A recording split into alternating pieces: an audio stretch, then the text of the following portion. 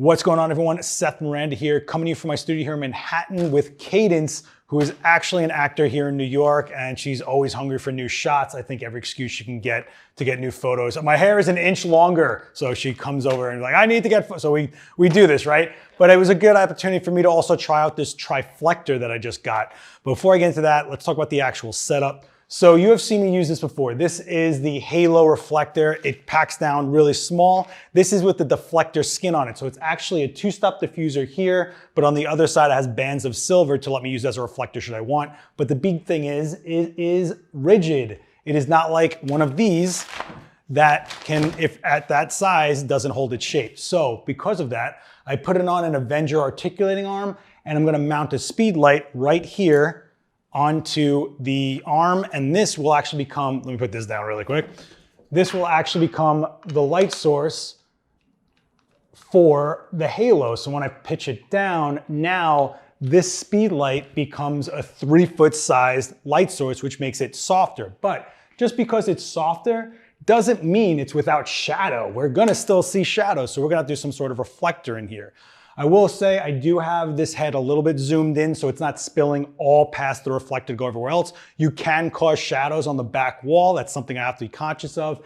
And I have to really make sure that this is only affecting the halo, and then the halo is affecting Cadence and the environment. So if you're having trouble with that, that could be it. Also, don't forget your distance is how much it fills the reflector, all sorts of things. So the diffuser, I should say.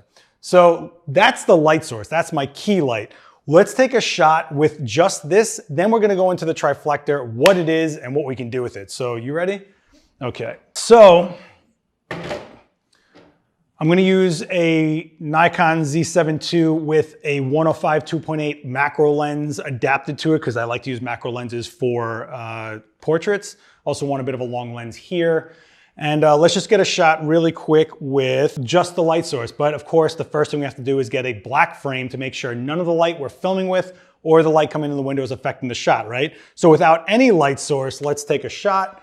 And of course, I'm using a mirrorless camera, so I could already tell you that it's gonna be a black frame. But boom, black frame, which means the only light in the space that I'm going to record is the light I create. So let's turn on the light, throw it into TTL really quickly. I'm looking at Cadence's mug and we go ba-bing, right? Also, I should have mentioned we're shooting in black and white. Why? Because I wanted you guys to see what is actually happening with the shadows, because this Triflector is going to be affecting the shadows, right? That's a fill light. So this is just the 3-foot light source with the speed light. Now we have to put in a fill light. Well, that's where the Triflector comes in. Let's talk about this. So first of all, I have a Manfrotto carbon nanopole stand here. It's a good travel stand. It goes really low to the ground, so that's ideal for something like a reflector because it's always going to be underneath your subject, right? And you're going to go underneath. I would say another good option is a Shorty C stand so that you have a knuckle on it, because here you can see it's rigid. Well, what I'm going to do is I'm going to take an Avenger knuckle and I'm going to put a pin on it, boom, and we're just going to put it right here. And the reason I'm doing that is because when I put the Triflector down, it'll have a pivot point. So then it can globally pivot one way or another. So I have that ability. Little quick trick, or just use a Shorty C stand, you'll be fine. All right, let's talk about this Triflector. Oh boy. So this is the Triflector. I know it looks kind of nuts, but it actually is just these little rods that fold together into about that long of a package. It's got these rubber clamps on it. I call them clamps, but they're kind of like clips. They're just like holders for these. These are basically just collapsible reflectors that are custom shaped. So we have the white and silver today. They come in like silver and gold and other skins, and they just collapse down to this big, which again, you can just shove into a bag with the rods and it's very compactable. But it gives you a lot of surface area and versatility for the direction of reflection, what type of reflector you want, silver some, white others, like depending on what they're wearing. Like I was just telling Cadence, if she was wearing like a sequin dress, we could do silver on both sides, a white reflector in the middle so that the sequins kick, but she stays more of like a softer fill light. But we're gonna go with all silver because I really wanna show you the real reflection that's happening from this. And silver is a harder reflector, more specular, more directional, and definitely less subtle than white. So let's mount this thing. I'm going to put it right here on this arm. Well, it's not an arm, it's a pin, but you guys know what's up. And I already have 2 of the reflectors on here, but you can see I can just like really quickly, sorry about your knee there. I know it's just such a rigid object too. You can pivot it however you need. Be conscious of that because that will affect everything, right? Reflectors, fill lights, inactive fill lights like this, it's all about the angle. Remember, angle of incidence equals angle of reflection. Whatever angle it comes in at, it will reflect at opposite, right? So keep that in mind. Again, I'm using a speed light. So this is like a super simple setup that's really nice and compact and gets you some pretty big results. So let's mount the reflector here onto this. All you got to do is bend back the rubber really quick and goes right under the spring and you're basically done. I'm going to put the other one in there. Now here's the thing that me and Cadence were messing around with in the beginning was how deep we go in with the reflector. We found that the more we push it towards Cadence, the more reflection we're going to get out of it because it gives a chance for the spread of the beam to hit the actual reflector. Don't forget, it doesn't work unless the light hits it. If it doesn't hit it, what's it reflecting? So here's the thing, right? So now we have Cadence in a nice little hut. She just moved in. What really is happening here is we have a cascading key light that will hit all the reflector and give you, first of all, a catch light that I know you all like. Everybody likes the catch lights. I don't care about catch lights. When they showed me this thing, all they kept talking about was catch lights. To me, I'm more about shape of face. That's more important to me than the catch light. But you do get a nice catch light. So there's that. All right, let's take a quick shot. What I'm gonna do is put them in relatively close so it's almost like a U shape. And I have silver in the middle. Remember, you can do whatever you want, mix and match. I could put white in the middle and make it really soft and have some really more specular reflections on the side. We're gonna do more of a dropping them to the side and seeing the difference. So let's take a shot. That's what it looks like without the reflector. Let's go into it with the triflector in place. And this is the same shot, boom, nice and filled in. I mean, stark difference. Right? I mean, look at the difference there. So let's do this. I mean, even in the earrings, right? You can see right here compared to right here, how much more detail you're getting out of it. Not to mention, like I said, your pretty little catch lights, right? I know you guys like that. It's a big thing for you guys. I know. But it's nice and not jarring, right? You see a lot of catch lights that have sharp lines.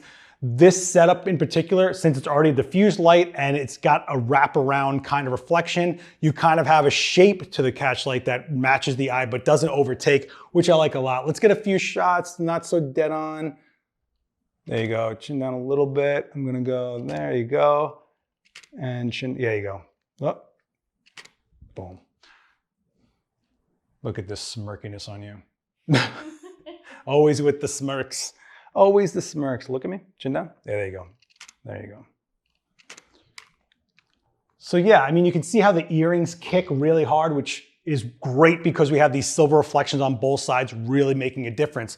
I will note that you can see I put black on the floor because this white floor reflects light. I wanted you guys to see what happens when we take away the sides, right? This is where you start seeing the ability to shape a face a little bit. It might not be that drastic for you. It might be something super subtle, but it's something that you can play with. I'm making as much of a change as I can by dropping them completely, but you can also change things like the distance from Cadence. Well, if you have a Cadence, I don't know if they have a Cadence, but you can change the distance of the side reflectors. You can also, put them to one side, maybe move them even completely over to one side, get shadow to another, which you might even do. Let's take a look at this without the side reflectors on.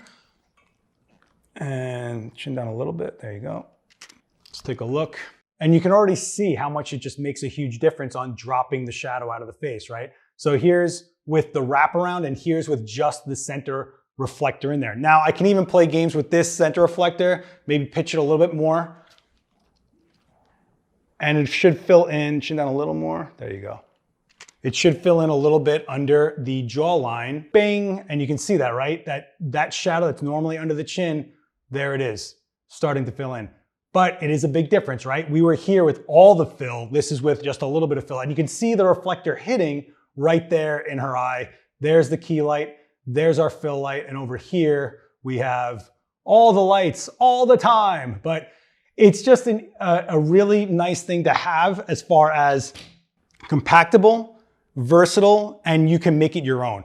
I will say the drawback to this is, we were talking about this, it limits your model. once you have it really honed in and dialed exactly where you want the light, you were talking about poses like that might not work, or your hair flipping and all sorts of stuff. Because she's big on the hair flip now. She's always had short hair, so now that she has like longer hair, she's like, I'm doing the flip all I want. But this is what you can do. Or you can bring in just one side to it, right? And really bring it in tight, tight, tight.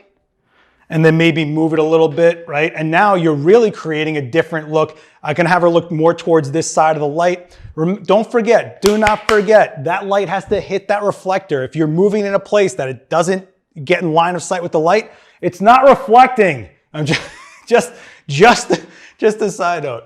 All right, beautiful. And so she'll have a shadow to the side that's closest to us a little bit. And you can start seeing that the jawline has the shadow, but this side has the fill. See how that eyeball and the side of her face over here, even though her hair is here, we still see a fill happening on this side. Here we start seeing fall off happening, and that's basically from not having the other side reflector going on there. But I mean, you can keep playing games. I mean, it's really a fun system. However, you know, you have to realize you're basically creating light more specific and what you're looking for. So there you go. Boom. I'm more of a fan of putting it right back into the center and just going straight for that nice, quick, fast, clamshelly, beauty dish-ish kind of nice-ish, prettiness, glamour-ish. I'm doing a lot of ishes. It's really hot here in New York today. I apologize. We're all delirious. But one thing about Cadence that I always see when she's getting photographed is she has a lot of specularity as far as like, her lips have some glittery to it. Her eyes have this like sparkliness to it. And you always have something to contrast the hair, I find. Like, yeah. So I feel like this is a nice light for you. So let's take a few. Bing, bing. Take a really quick look. And you can see how quickly that light just fills in nice and clean and even, right? Remember, guys, we started out over here. And this is what the reflector is really doing. And again, you can really shape the face. Remember, the fill light dictates how dense those shadows are. You could even, if I wanted to, because it's on a stand, I can globally drop this even lower, right? If I drop it lower, that affects what comes back at Cadence because the spread of the fill light gets wider as well. All right, let's try some of these. And of course, it gives me some more room to move because, you know, we're a little claustrophobic on this thing. But you can see how quickly the fill light gets changed as well. I mean, look at how less intense it is, right? But it's still there because remember, without the fill light, we have Cadence in Prison look, which is her new music video. No, I was kidding. But you can see how you have all this control, right? No fill light, all the fill light, and then drop it a little lower and just some of the fill light. And because the silver is so directional, you know, just pivoting them here one way or another, you end up with reflections you either want or don't want. So just keep that in mind. Also, maybe we want to do something with like a sunset-ish type look. Swap one of the sides to the gold skin and you have a warm reflection coming from one side. Other types going on here. It's almost like, oh no, there's too many options. Like you almost have to go, like it'll put you in a bit of a mind spin, but it's cool that we have this option. Another thing you can do is if you want to keep this, there's a quick tip, and I'm pretty sure you guys are aware of this. If you don't want to ever change the angle of this and you just want to keep rolling through things, like maybe you're shooting multiple models and want the same look for each one of them, shoot like this, then take something black matte, maybe duvetine, black construction paper. This is foam core. And just block out the sides so they're not a factor anymore. You get those shadows on either side a little bit more deeper, but you also don't affect what you have set up. So yeah, I think that's pretty good. Yeah. Again, it's what you make of it and it's what you want to do with it. I think that's kind of the thing that people get stuck on creatively is like, what should I, but also keep in mind as a model, she's got to be really aware of where the light is working for her. So keep that, you're making very specific light, which means you might need specific posing and she needs to be very aware of where she's going. Luckily, she's been in front of lights most of her life. And you know, that's pretty much it. All right. Thank you guys for joining me. My name is Seth Miranda, Last X Witness on all social. This is Cadence Frank on Instagram. You're probably looking at a graphic I probably put on here. Future Seth put graphics for social. There you go, guys. See that? See how this works? All right, guys. Thank you so much. Don't forget to hit like, share this video around, hit subscribe, plus the bell for more videos like this, and we will see you next time. Later.